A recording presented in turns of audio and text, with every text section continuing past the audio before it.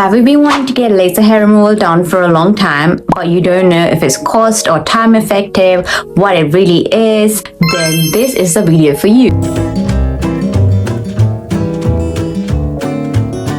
As a person who's done her laser hair removal, I'm here to tell you my personal experience with Binsina in London, and also what you can expect from the day and the aftercare and so much more. It is a medical procedure where they use concentrated beam of light, which is laser, to remove the unwanted hair. So what actually happens is the melanin, which is the pigment of the hair, absorbs the light. Light energy is converted into heat, which then damages the hair follicle where the hair is growing from. This damage then inhibits or delays the hair growth. That is basically laser hair removal. It might sound a bit complicated or sciencey, but that's how I can put it out there. I have a few questions which I think I should answer for you guys as well. So is it possible to remove 100% of hair with laser?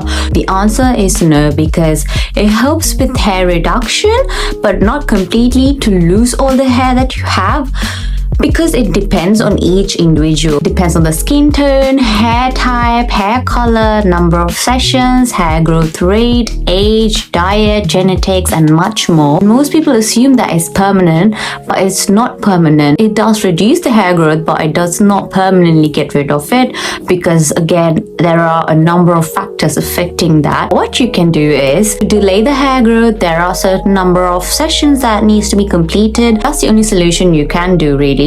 And the most asked question is how many sessions are needed. Again, would depend on each individual, really. To maintain the hair growth rate, you'll have to do top-ups depending on all the factors. Usually your therapist will also recommend how many top-ups you will need after your sessions, looking at the results. When we look at laser, there are different types of lasers. You have to go for a laser that is safe on all types of skin, especially if you're brown like me. You need to do your research. You need to see if this place has licensed lasers to use. So the one I go to has Thunder, which is N-YAG. Apparently it's effective to remove light and dark hair, so suitable for all skin tones. Now to come to the most asked question, does it hurt? It's a bit of a tough one to answer because, everyone's level of pain tolerance is different. With me, I'm quite average now because I am used to the pain. It really depends on how many sessions you're gonna have. Eventually, you'll get used to it. You can also check if the device that they're using is coming with the cooling setting to cool the treated area after the heat is given. So the one they use at mine is Thunder and is quite pain-free. It also has the cooling effect to it as well. To describe the pain that you go through, it's basically a little discomfort. It's like a warm pinprick, tiny one. Sometimes around the face it might feel tingling as well. For me, where I feel the most pain is on my face, which is around the upper lip and this area.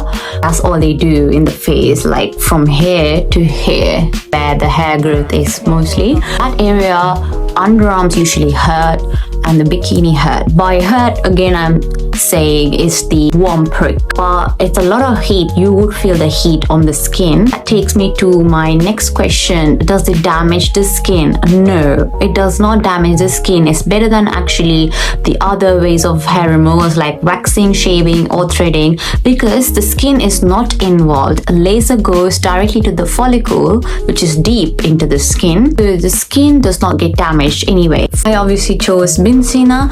I did my research. There were really good reviews about the place. They've been there since 2007, so I really recommend you to do your background research, because these days there are loads of aesthetic places, so be careful, otherwise you're gonna get scammed. A bit about why I chose laser hair removal. So I used to always shave since I was 18. Before that I used the wax strips, but I find that it's drying for my skin, and shaving gave me razor bumps and also strawberry skin, which is so bad. When it's summer, everyone will judge you, and I've tried so many scrubs and stuff, but when I did some research on this, it was really good. It's worth the money, the time. You're not gonna have to shave that often because it is delaying the growth of the hair. About Binsina, so the first thing they do is skin analysis, where the doctor, who's a dermatologist, Dr. Khan,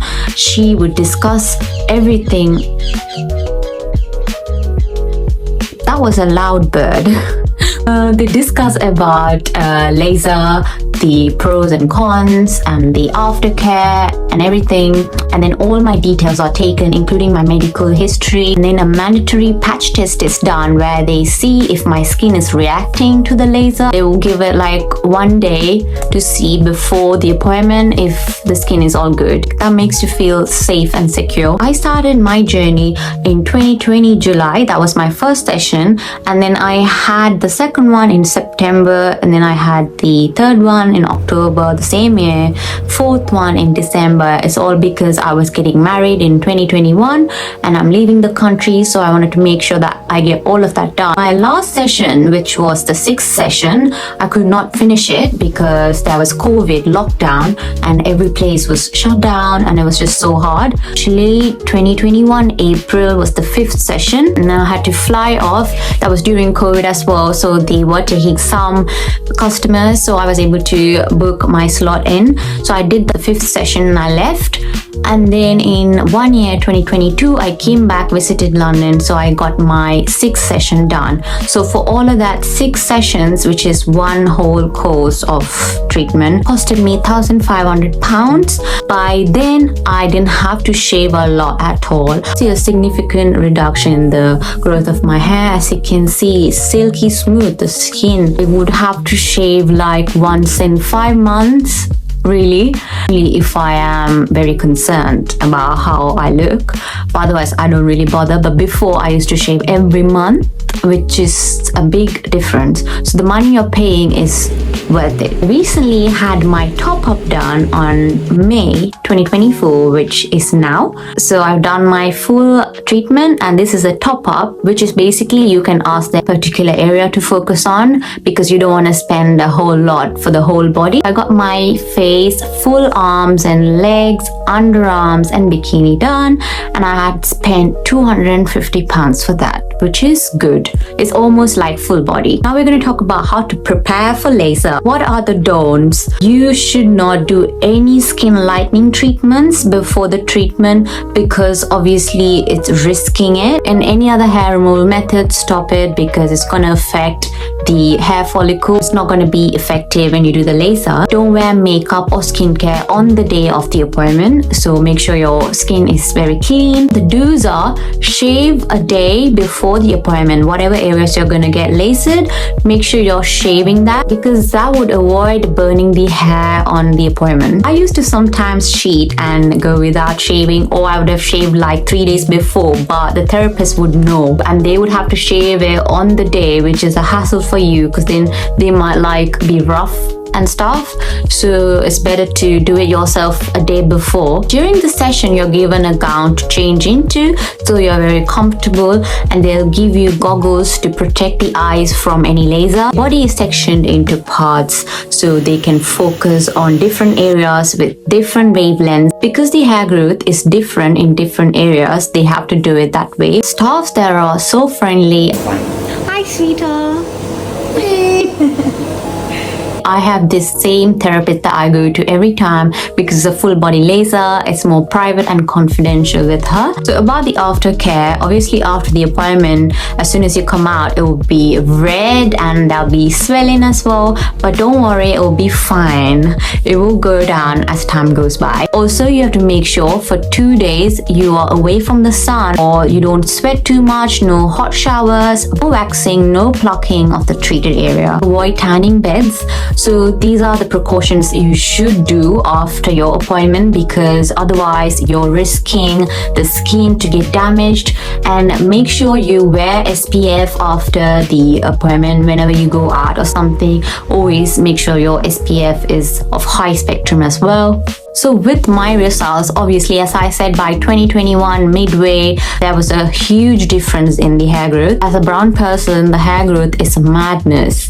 So for me, this is a big achievement because I spent my money on something that's good for me and my body, right? Thickness of the hair in my bikini and underarms have reduced a lot. There are some stubborn areas like my face and my legs. There are some patches of hair, but I'm sure as time goes, I would not even bother about hair being there. As personal preference, you can still get top-ups done. Finally, to end this video, my advice for you guys is to always do research on who you're going to and make sure you do a patch test before to make sure that there won't be any risks. Don't just follow any creators and just go and get it done, because you're all going to put yourself under risk. Always discuss your packages with them before you do the sessions, because they might overcharge you later on. About home laces, I know it's quite popular these days. There's no proven studies showing its efficacy or safety levels,